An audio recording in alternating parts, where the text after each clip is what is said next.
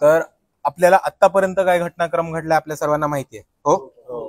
तर आता त्याच्या पुढे शेवटची जी घटना होती त्याच्यामध्ये पोलिसांनी आपल्याला एक पत्र दिलं होतं आणि त्यांनी सगळे बाजूची कारणं सांगितली होती की ते ऍक्शन का नाही घेऊ शकत.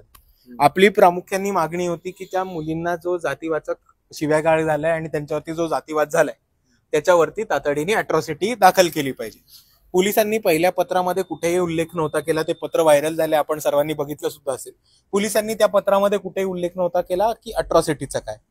आता बाळासाहेब आंबेडकर यांच्या सांगण्यावरून अरविंद तायडे साहेब, रेखाताई आणि ज्या ऍडव्होकेट परिक्रमा आहेत ज्या त्या मुलींची मदत करतात त्या तिघं म्हणून एक, आणि बहुतेक रोहित दादांच्या आयटी सेल मधनं पण लिगल टीम मधनं पण कोणतरी त्यांना जॉईन होऊ शकतो.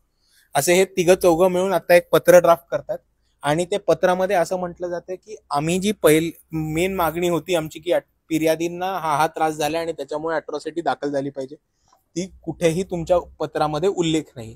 तर आम्हाला एक स्पष्टीकरण द्या आणि आम्हाला कारण द्या की तुम्ही अॅट्रॉसिटी दाखल करणार आहात का, आणि अॅट्रॉसिटी दाखल नसाल करणार तर का.